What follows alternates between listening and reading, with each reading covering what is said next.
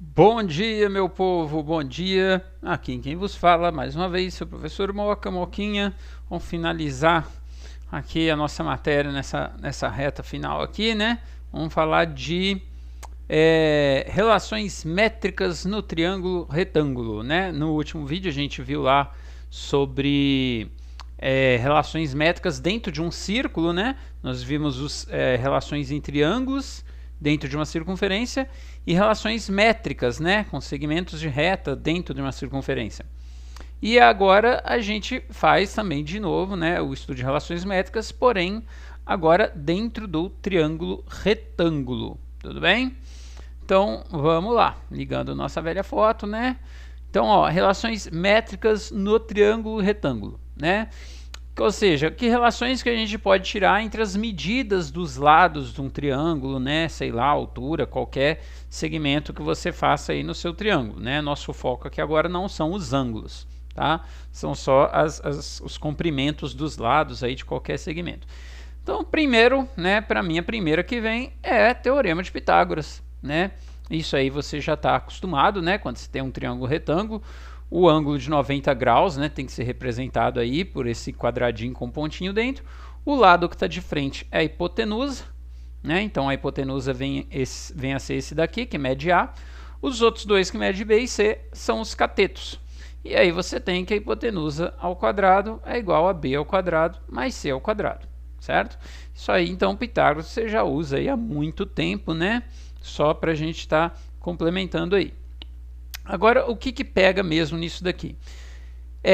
Quando você tem o triângulo retângulo, vai ser muito comum nessa parte da matéria a gente fazer isso aqui, ó. Você desenha a altura do seu triângulo retângulo, certo? E aí você vai ganhar esses elementos aqui, ó. O que são esses elementos aqui, ó? Então aqui você tem a hipotenusa, né? A hipotenusa que mede A, o cateto B e o cateto C, tudo bem? Ganhei aqui também a minha altura H. E agora, esse cateto, a hipotenusa A, ela se dividiu em dois pedaços que eu vou chamar de M e N. Tá? O que são esses pedaços M e N? Eles são chamados de projeções dos catetos sobre a hipotenusa. Imagina que tem um solzinho aqui bem grande, certo? Imagina que tem um sol de desenho animado aqui, sei lá, jogando luz para baixo. Tudo bem? Jogando luz para baixo. Aí esse traço inclinado aqui, que é o C, ele vai ter uma sombra, né? Se estiver batendo luz de cima para baixo, esse lado C vai fazer uma sombra em cima dessa hipotenusa A aqui, ó. Vou falar que isso aqui é o chão, esse traço C é um toco qualquer aí, um cabo de vassoura que está tombado, e o solzinho aqui em cima. Então, esse pedaço aqui, ó, que mede N, que vai daqui do vértice B até esse ponto aqui, seria a sombra que esse cateto faria aqui embaixo. Por isso esse pedaço chama projeção do cateto sobre a hipotenusa, né? Da mesma forma, esse outro lado inclinado aqui, a sombra que ele faria aqui nesse chão, né, que é a hipotenusa, seria esse pedaço M, certo? Então você tem que conhecer esses nomes, até porque tem vezes que você vai fazer uma questão que não vem o triângulo desenhado, mas o cara descreve em palavras perfeitamente a situação. Ah, eu tenho um triângulo retângulo e a projeção do cateto maior tem a mesma medida do cateto menor, sei lá o que, então você tem que entender do que ele está falando aqui, tá bom? E aí olha o que acontece. Nessa figura você acabou ganhando 3 triângulos, o triângulo da esquerda, o da direita e o gigantesco, né? O maior aqui que já engloba todo mundo. Desses 3 triângulos, você tem que enxergar que os 3 são semelhantes, tá? Porque olha só, já deixei até pintado aqui para você com cores diferentes. Foca no triângulo da esquerda. O triângulo da esquerda tem um ângulo reto, né? Esse ângulozinho verde e esse ângulozinho vermelho, tá? Então você tem aqui, ó, reto, verde, vermelho. Como a soma tem que dar 180 e aqui já tem 90, eu sei que verde mais vermelho tem que dar 90 graus, certo? Eu sei que verde mais vermelho tem que dar 90 graus. Mas no triângulo original, antes de eu desenhar a altura aqui, ó, aqui em cima também já era 90. Aqui em cima já era 90. E se aqui é vermelho, tá? Se esse ângulo aqui é vermelho, então o que acontece? O outro pedacinho é o que falta para fechar os 90. Esse pedaço aqui é o que falta para fechar os 90. Então, se aqui é vermelho, aqui tem que ser verde, porque eu sei que vermelho mais verde dá 90. certo? E aí, quando você olha para o triângulo da direita, se aqui é 90 e aqui é verde, e esse mais esse tem que inteirar 90, né? Esses dois tem que inteirar 90, com aqui já é verde, aqui tem que ser vermelho. Então, moral da história, o triângulo da esquerda tem um ângulo reto, um verde e um vermelho. O da direita tem um reto, um verde e um vermelho. O gigantesco tem esse aqui, que é a junção do vermelho com o verde, que é o reto, um verde e um vermelho. Então, os três triângulos, os três ângulos que aparecem em um, também aparecem nos outros. Então, qualquer um dos três, né, qualquer dois triângulos dentre esses três que você escolher, vão ser semelhantes. O triângulo da esquerda com o da direita é semelhante entre si. O triângulo gigante com o da esquerda é semelhante. O triângulo gigante com o da direita também é semelhante. Então você escolhe dois e aí escreve, né? O lado de frente, tipo, vou escolher aqui o grandão e o da esquerda. O triângulo grandão e o da esquerda. Aí você vem montando a proporção. O lado oposto ao ângulo vermelho no grandão sobre o lado oposto ao ângulo vermelho no da esquerda. O lado oposto ao ângulo verde no grandão igual o lado oposto ao ângulo verde no da esquerda. O lado oposto ao ângulo reto no grandão, o lado oposto... Aí você vai ganhar três igualdades. Você escolhe duas, multiplica cruzado, é uma relação. Escolhe outras duas, multiplica cruzado, é outra relação. Escolhe outras duas, é outra relação. Escolhe outro par de triângulos. Você vai ver mais duas igualdades aí. Escolhe uma, dá uma relação, escolhe. Ou seja, é relação pra caramba. É muita coisa, tá? Mas na prática você não precisa de todas. Basta umas 3 ou 4 aqui, a gente já mata tudo. Tá? Então todo livro basicamente traz essas aqui, ó. Né? De todas essas relações que eu tô falando que você consegue tirar aí, basicamente elas são essas aqui, ó. Primeira relação, tudo bem? É essa daqui, ó. B ao quadrado é igual a vezes M. Né? Vamos detectar no desenho primeiro. Quem que ele está falando? Ele está falando aqui, ó. B, esse lado aqui, né? Então quer dizer, um cateto ao quadrado é igual a sua sombra, né? A sombra que esse cateto faz nesse chão, que é a nossa hipotenusa, né? Vezes o chão inteiro, né? A hipotenusa inteira. Né? Então, de novo, ó. O cateto ao quadrado é igual a sua sombra vezes o chão inteiro. B ao quadrado é igual a M vezes A. É o que está escrito aqui, né? B ao quadrado é igual a M vezes A vezes M. E a outra? A outra é a mesma, né? Eu não estou considerando aqui que eu estou te ensinando duas equações diferentes, não. As duas são a mesma coisa, só que essa aqui é do lado direito e essa aqui é do lado esquerdo, né? Porque, olha lá, da mesma forma, né? Para o outro lado, eu teria aqui que esse lado ao quadrado é igual a sua sombra vezes o chão inteiro, né? C ao quadrado é igual a N vezes A, tá lá, ó, C ao quadrado é igual a N vezes A, tá? Então essa é a primeira relação métrica em um triângulo retângulo, né, mais diferentinha que a gente vê. De novo, gente, isso aqui é só para triângulo retângulo, tá? Se não tiver o ângulo reto lá, né, primeiro você desenha com o ângulo reto lá em cima. Aí você ganha esses termos todos aqui, tá? Se não tiver ângulo reto, não adianta traçar essa altura, ganhar essas projeções, que essas equações não vão valer, tudo bem? A próxima relação que a gente ganha é essa aqui, ó. A altura ao quadrado, né? A altura ao quadrado é igual a uma sombra vezes a outra, né? É igual a uma projeção vezes a outra. Também é uma das que sairia se você escolher lá um certo par de triângulos e uma certa igualdade da sua proporção de semelhança, tá? Então, ó, a altura ao quadrado, né, é igual a uma sombra vezes a outra, tá bom? Essa é a outra. E a terceira, que vem sempre em todo livro aí, né, é essa daqui, ó. Cadê? B vezes C igual a A vezes H. Ó, o que ele tá falando? Que, né, esse H vezes esse A é igual a esse C vezes esse B. Vamos entender por que isso daqui? Esse daqui tem outro jeito de você enxergar sem ser por semelhança. Olha só o que você pode pensar. Se você olhar para esse triângulo aqui, qual que é a área dele? É base vezes altura sobre 2. Então você tem que multiplicar esses dois pedaços aqui, ó. A base, em vermelho, vezes a altura sobre 2. Certo? Agora, se você vira esse triângulo, tá? Se você pudesse virar esse triângulo aqui, o que ia acontecer? Deixa ele com esse lado C na horizontal. Aí o C seria a base e o B seria a altura. Aí o que ia ficar a área do triângulo? Ia ficar base vezes a altura sobre 2. E aí tem que dar o mesmo resultado, né? Porque o triângulo é o mesmo, você só virou. Não é porque você virou que a área dele vai mudar, certo? Ou seja, uma outra forma de você encarar essa fórmula aqui é você pensar assim, ó, a área do triângulo do jeito que está aqui é igual à área desse mesmo triângulo se eu deixasse esse lado C na horizontal, né? Ou seja, base vezes altura, né? O vermelho vezes o azul sobre 2 é igual a base vezes a altura sobre 2, que é o triângulo virado, né? O verde vezes o rosa sobre 2. Aí você corta o sobre 2 dos dois lados, você chega nessa relaçãozinha aqui. B vezes C é igual a A vezes H. Certo? É entendido, gente? Então, ó, colocar de novo aqui. Então, quando você tiver o triângulo retângulo, você vai ter essas relaçõezinhas aqui, ó. B ao quadrado igual a A vezes M, né? E C ao quadrado igual a A vezes N. Essa aqui é uma relação, tá? Porque, né, são duas, sim, mas é a mesma coisa. Um é para o lado direito, outro é para o lado esquerdo, tá? Então, tipo assim, em essência, é uma equação só que você tem aqui. Você tem essa segunda, que trabalha a altura e as duas projeções, né? Não usa os catetos nem nada. E você tem essa daqui, que trabalha com os três lados do triângulo original, né? O principal aqui, os dois cateto e hipotenusa, e também com a altura. Ela não usa as projeções. Mas lembre-se também, gente, que você tem outras duas que você não pode se esquecer. Uma é o Pitágoras, tá?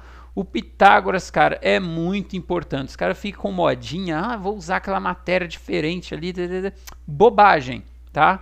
Não menospreze o Pitágoras. Por quê? O que acontece aqui, ó? Deixa eu te mostrar uma coisa. Esse triângulo, imagina uma questão que vem com assim, uns dados muito esquisitos. O que acontece nesse triângulo aqui? Olha quantos dados que o cara poderia estar te colocando aí, ó. Tem a letra C, o H, o B, o N, o M e o A. Então tem 6 medidas para a gente jogar aqui, certo? 6 medidas. Então, todo exercício, qualquer exercício que vier, pelo menos 2 medidas ele tem que te entregar, né? Ou uma informação que amarre 2, né? Sei lá. 2 medidas você tem que ter um pouco de informação delas, porque você tendo 2, você depois consegue achar as outras, tudo bem? E olha só, você tem 3 triângulos retângulos nessa figura, 3 triângulos retângulos. A chance de você escolher, né, vamos supor que vem um exercício aí com 2 medidas. A chance de você escolher o triângulo certo, que contém essas 2 medidas, e descobrir a terceira usando Pitágoras, é muito grande, gente. É muito grande. O cara só me deu o C e o N, né? Só me deu aqui C e o N. Já sei, vou usar essa aqui, ó. C ao quadrado é igual a N vezes A. Tudo bem, tá certo. Mas não esqueça também que se ele te deu C e o N, esse H aqui sai com Pitágoras desde que você use o triângulo da esquerda, certo?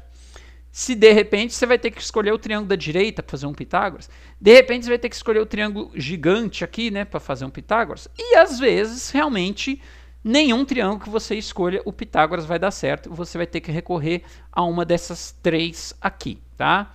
Mas Moquinha te garante uma coisa, se vier um exercício, por mais, né, torto que seja, nossa, o cara me deu a medida C aqui e a M aqui do outro lado, não tem triângulo que tem isso tudo junto para fazer o Pitágoras.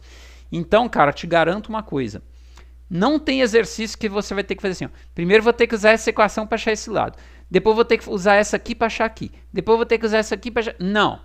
Qualquer exercício, na pior das hipóteses, você vai ter que usar uma dessas 3 aqui uma vez. E só uma vez.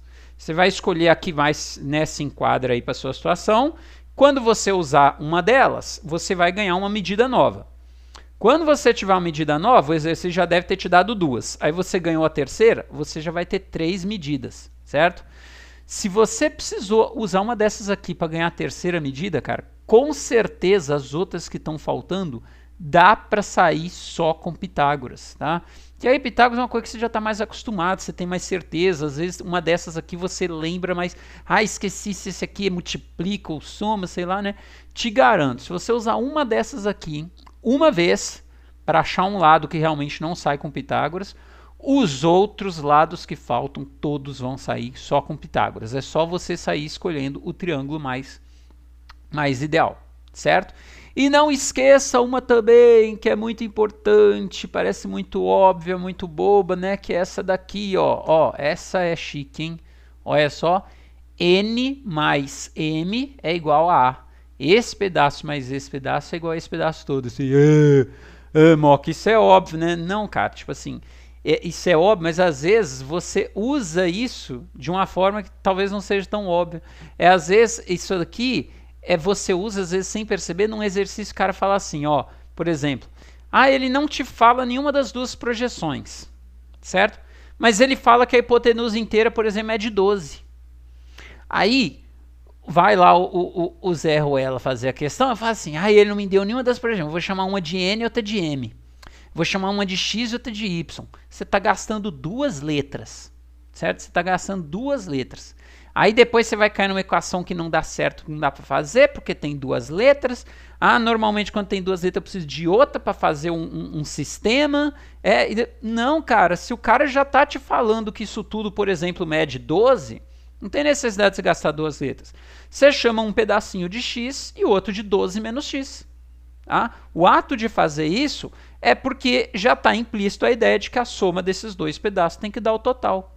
Certo? Então lembre-se disso, para você evitar de sair criando aí um monte de incógnita à toa. Tudo bem?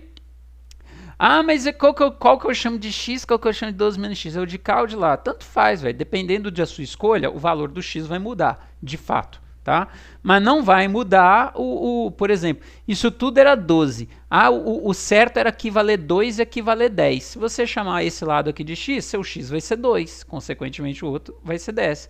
Se você bota o X aqui, a sua conta vai mudar e seu X vai dar 10. E, consequentemente, o outro vai ser 2. Então, tipo assim, claro que o meio da conta, o valor pode mudar para cada um, mas na hora de encaixar os dados aqui no desenho, o desenho sai igual para todo mundo.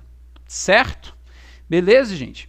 Então, a gente não vai avançar mais do que isso daqui, né? Fechando o semestre aqui, né? Adianta atropelar muita coisa. Vamos só aplicar aqui dentro de um exercício para você ver. Então, olha lá, tá? Tirei essa aqui da apostila lá, número 5, ó. Diferente dos balões comuns, os balões meteorológicos são produzidos com borracha natural usando o processo de rotomoldagem. Isso quer dizer que toda a superfície do balão apresenta a mesma espessura, evitando estouros prematuros. Bonito, bonito, né? Aquela informação que você, depois que você já está na metade de uma prova de Enem, você fala, mais um enunciado que não ajudou para nada, né? Passa raiva, mas faz parte. Aí ele vem lá. 2 jovens pesquisadores, João e Diogo, decidiram lançar um único balão meteorológico para fazer um estudo. Após o lançamento, em um dado momento, João estava a 8 km do balão e Diogo estava a 15. Então peraí, tem que ir colocando esses dados aqui. João estava a 8 km aqui, né? Então essa medida é 8 km e Diego estava a 15. Então esse lado todo aqui mede 15, né? E o balão subiu verticalmente durante todo o processo. Então eles devem ter soltado o balão aqui. O balão deve ter soltado uma fogueira danada, subida, ele corre, João, corre, Diego. Cada um correu para um lado, parou aqui e ficou essa configuração aí. E aí a distância que separa os dois nesse momento é de 17 quilômetros, né? Então vamos colocar isso tudo. Vamos colocar isso tudo. Primeira coisa aqui, ó, a distância que separa eles é de 17 quilômetros. Então essa região aqui tem 17, certo? Agora vamos encaixar esse 8 e 15 aqui. Distância de João até o balão, essa daqui, 8, né? Distância de Diego até o balão, essa daqui, 15. Tudo bem? Bom, então para eu conseguir usar aquela matéria aqui, eu tenho que fazer a alturazinha, certo? E aí eu preciso descobrir essa altura H. Qual daquelas equações eu vou usar? Eu não sei quanto que mede os 2 pedaços aqui, né? Eu poderia chamar um de x e o outro de 17 menos x, né? Mas, bom, aqui acho que é mais de boa para você achar esse h, né? Ou você usa aquela que h ao quadrado é um pedaço vezes o outro, mas você não vai dar conta, porque você não tem nem o h, nem um pedaço, nem o outro, né?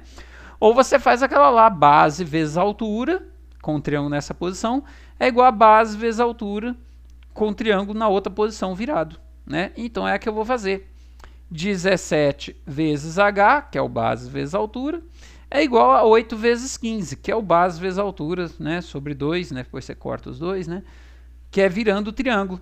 Aí fica bonitinho, tranquilinho, né? Você multiplica aí 8 vezes 15, dá 120, passa o 17 dividindo. Eu sempre falo para você, faz a conta de barriga, né? O que é fazer de barriga? Não perde seu tempo fazendo 8 vezes 15 para dar um número grande, que depois às vezes vai passar o outro dividindo e vai dar para simplificar, né?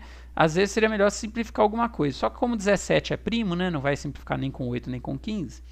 Então eu já fiz direto. E aí 120 dividido por 17, você fala, nossa, mas nem dá exato, acho que eu errei. Aí você volta. Não, cara, olha a pergunta. Principalmente Enem é cheio disso, ó. Desconsiderando a curvatura da Terra, pode-se afirmar que a altura aproximada. Então não fica aqui estressando muito, que vai dar um quebradinho mesmo, mas é rápido. Ó, 6 vezes 17 dá 40, 102, é pouco. 7 vezes 17 dá 70 com 49, dá 119. Faltou 1 para 120. Então é um pouquinho mais de 7, mas é um pouquinho à toa, cara, né? 7 vezes 17 já dá 119. Então isso aqui é 7 e pouquinho, né? Tipo assim, ó, 7 e pouquinho. Nossa, que horrível, velho. Eu literalmente escrevi pouquinho, né? 7 e pouquinho. Ah, e agora, será que chega a 7,5? Não, velho. 7 vezes 17 já é 119. Faltou só mais um cisquinho aqui. Então você fica aí com a letra C, 7. Só que, opa! Pera aí, um trem errado aqui. Volta, olha só. Eu falei lá na aula, né? Você só pode usar isso tudo aqui se esse triângulo for um triângulo retângulo. Cadê? Cadê que esse triângulo é retângulo? Não tô vendo desenho de 90 graus. O cara não falou nada de triângulo nenhum. A gente que, né, fez aqui, reforçou os dados, mas nada diz que é de 90. Aí que tá, por quê? Aí você pensa assim, nossa, Mox, a questão deu excesso de informação, né? Por exemplo, o cara não precisava ter falado que é 17 aqui embaixo. Se ele já falou que aqui é 8, aqui é 15, eu faço um Pitágoras e descubro que ali é 17, né? Por exemplo. Sim, jovem, mas olha só. Em nenhum momento o cara falou que o triângulo é retângulo. Como é que você vai poder sair fazendo um Pitágoras assim? Como é que você vai poder usar essa parte da relação métrica? Então, será que isso tudo que eu fiz está errado? E a resposta não é a letra C? Então, não é que ele deu excesso de informação. Esse 8, esse 15 e esse 17 é para você testar se fecham Pitágoras. Será que 8 ao quadrado mais 15 ao quadrado dá o 17 ao quadrado? Aí você tem que fazer esse teste, certo? Não é sair correndo que eu fiz aqui e fazer o negócio. Mas, né, realmente, ó, 15 ao quadrado dá 225. 8 ao quadrado dá 64. 225, 64 dá 289, que é o 17 ao quadrado. Então, realmente, esse triângulo é um triângulo retângulo. O maior lado, que é o 17, então, é a hipotenusa. Então, realmente, esse ângulo aqui em cima é reto. Então, aí sim, depois que você verificasse isso, você poderia fazer essa continha do jeito que eu armei e chegar lá na sua resposta 7 e pouquinho, né? Para marcar letra C. Certo, gente? Sem contar, né, também as outras coisas que essa questão ensina, né? Uma coisa que eu achei muito interessante. Olha só, ó o que ele fala aqui, ó. Desconsiderando a curvatura da Terra. Ou seja, se é para desconsiderar, é um jeito de dizer que ela existe, mas nós não vamos considerar. Para com esse papo que a Terra é plana. Certo? Não me vem com essa não. Aqui, ó, curvatura da Terra. Tudo bem? E, embora João e Diego aí pode estar fazendo o que for, mas pessoas não soltem balão, tá? Perigoso, dá fogo, aí dá um ruim danado, e etc. E isso encerra aqui, né? Com meus votos de que você lave a mão, se puder, fique em casa, tá? Não vão pesar a saideira aqui não, que já está acabando, prova chegando, né? A gente tem muita coisa a fazer. Pessoas, obrigado a todos, tá? Nós vamos tirando as dúvidas aí e fui. Valeu, até.